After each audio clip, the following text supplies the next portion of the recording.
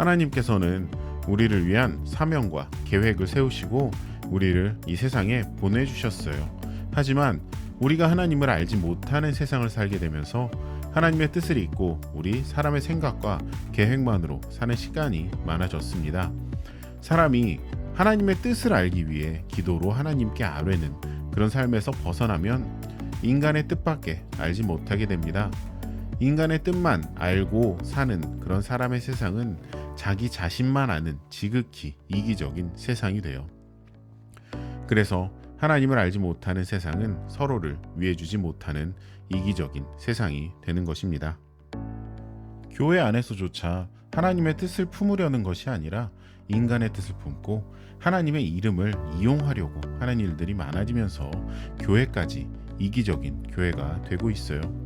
우리도 하나님의 뜻을 먼저 하기보다 인간적인 나의 뜻과 욕심을 우선하면서 이기적인 모습을 보였던 순간이 너무나 많았습니다.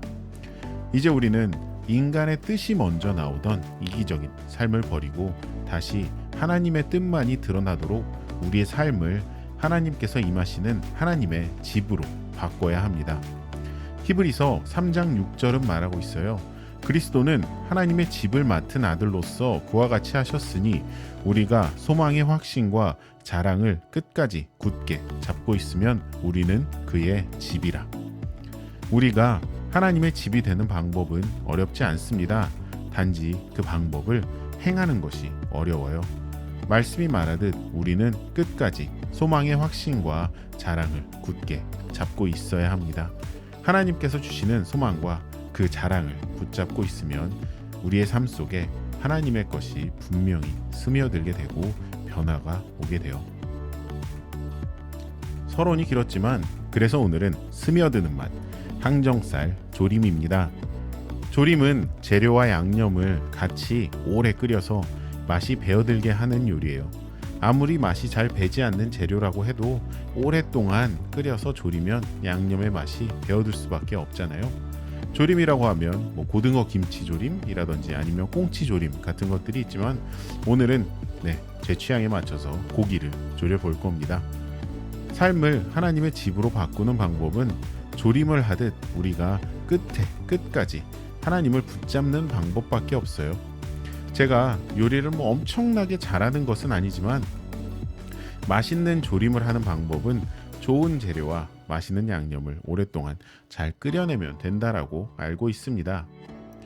조림을 한다고 하면서 무조건 강한 불에 모든 재료를 급하게 다 넣고 빨리 끓여낸다고 조림이 되는 것은 아니잖아요. 조림은 기다림과 인내의 요리입니다. 그것과 같이 우리의 변화도 빨리빨리 오지 않아요.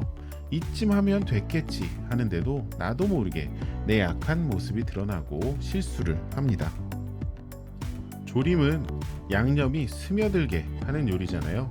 항정살이 이 간장 양념에 잠겨서 오랫동안 끓여질 때 그 간장의 맛이 고기에 스며들어서 맛을 내는 것처럼 우리도 우리의 삶을 믿음으로 기도와 말씀에 푹 담가 놓으면 그 주님의 성품과 사랑이 우리의 삶에 조금씩 스며들게 됩니다. 삶에 스며든 주님의 사랑은 우리의 삶으로서 자연스럽게 나오게 되고요. 오랫동안 졸여진 그 고기가 부드러워지는 것처럼 우리가 오래 하나님을 붙잡고 버티면 우리 육신의 성품도 부드러워지게 됩니다. 주님의 집이 된다는 것은 우리의 삶에 주님의 성품과 그 사랑이 스며들어서 우리의 일상에서 그리스도의 향기가 자연스럽게 풍겨나오는 사람이 되는 것이에요. 언제나 주님과 동행하시고 믿음으로 말씀을 붙잡고 기도를 지키시기를 바랍니다. 뜨겁게 끓여지는 그 연단이 우리 육신의 본능을 굴복시키고 약하게 해서 우리 삶에 하나님의 것만이 스며들게 할 것이에요. 기도로 끓이고 말씀으로 붙잡고 사랑으로 양념해서 주님의 작품으로 완성되는 우리 모두가 되었으면 합니다. 아무리 질긴 재료일지라도요, 조리고 끓이면 부드럽게 연해집니다. 이것을 기억하시고 연단의 자리를 버텨내시기를 바랍니다.